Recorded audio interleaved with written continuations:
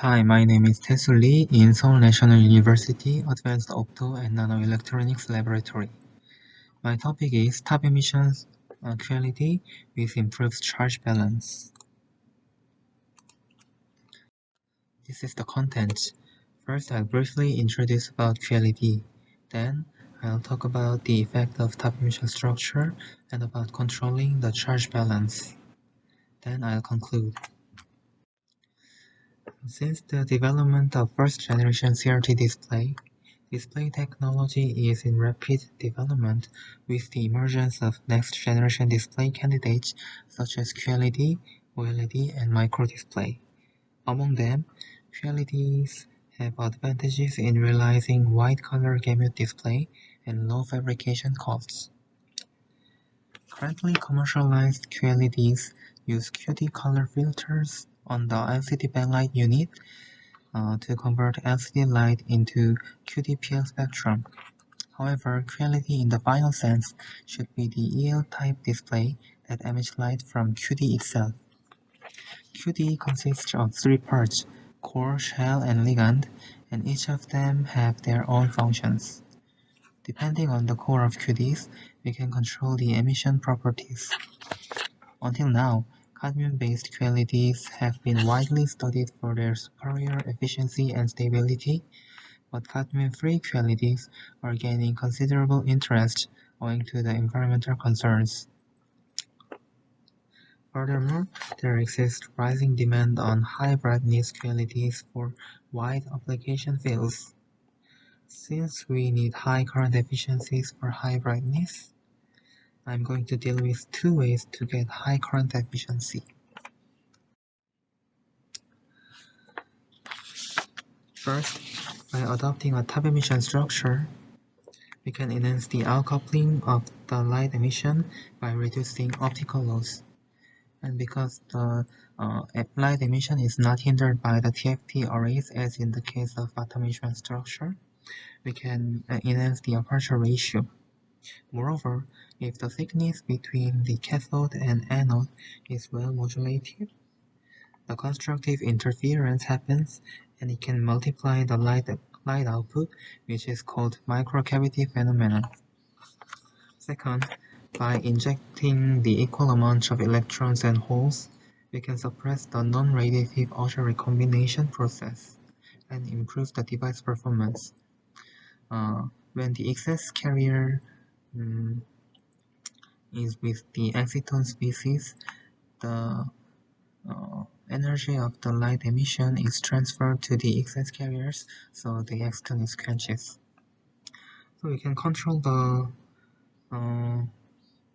charge balance by controlling the charge injection or transport of excess or deficit carriers.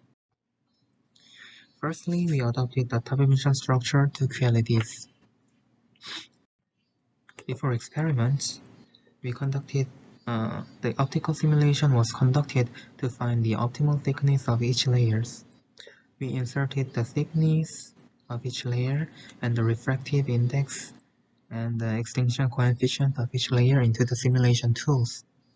In the simulation tool was ZFOS, and in the simulation, we can consider two different types of optical characteristics.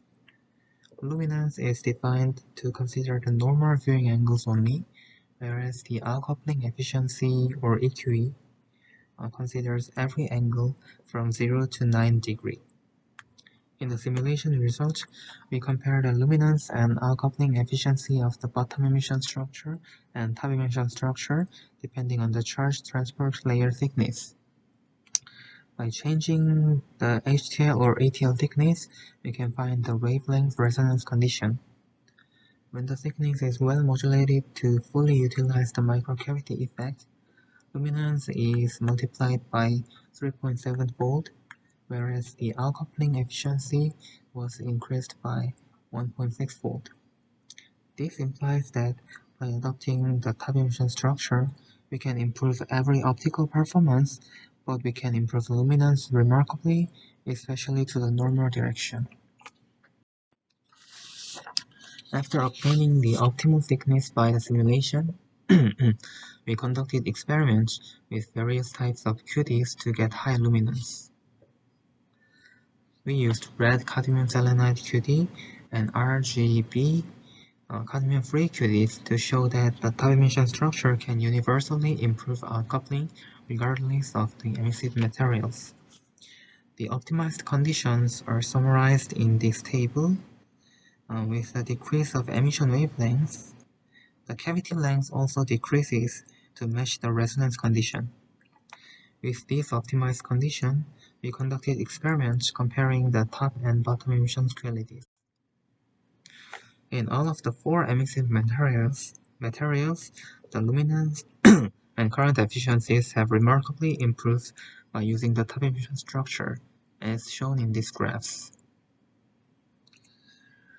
In the angle-dependent EL intensity profile, the top emission structure exhibits narrow distribution, indicating the outcoupling enhancements to the normal direction, whereas the bottom emission QLEDs show Lambertian distribution profile, which means that there is no microcavity effect in bottom emission structure. With the microcavity effect, the half bandwidth of these four QLEDs also have equally narrowed down, which means that the constructive interference mainly occurs at the peak wavelengths. After applying the top emission structure, we control the electron and hole balance of the devices. Charge balance was controlled by inserting interlayers to get high current efficiencies. Considering the energy level of cadmium-based and cadmium-free QLEDs, the cadmium-based QLEDs are typically electron-rich structure. On the other hand, cadmium-free QLEDs are hole-rich structure due to the upshifted energy level of cadmium-free QDs. So we need to get different strategies for different emissive materials. For cadmium-based QDs, we have to suppress electron and facilitate hole. And for cadmium-free QLEDs, we have to use the opposite strategy, suppress hole and facilitate electrons. Firstly, for the cadmium selenide QLEDs, we used moly-Hessian bilayered HIL to facilitate hole injection. By alignment in the energy level, like this figure, the hole injection was enhanced by almost 100-fold, and the luminance and current efficiency was improved remarkably. In regard to the cadmium-free QLEDs, on the other hand, we have to suppress hole injection and facilitate electron injection.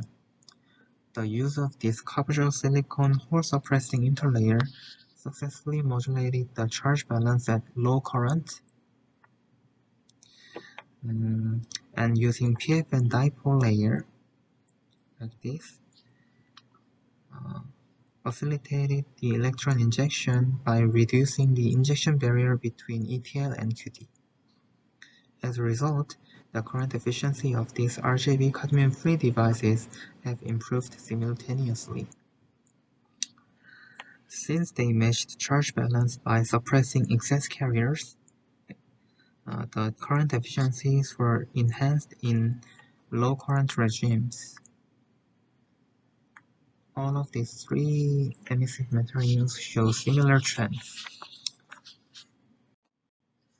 To conclude, we improved the luminance and current efficiency of QLEDs by utilizing the top emission structure and using the constructive interference and microcavity effect, and by inserting those interlayers to match the charge balance and improve the current efficiency. Adopting the top emission structure remarkably improved the luminance by the microcavity effect, and the improving charge balance additionally enhanced the current efficiency of QLEDs. As a result, the luminance and current efficiencies obtained in our works are comparatively high compared to other research papers, as you can see in these figures. In the left figure, the luminance of our works are higher than the other research papers, except for the site. And current efficiency of our QLEDs are comparatively high. So this is the end of my presentation. Thank you very much for listening.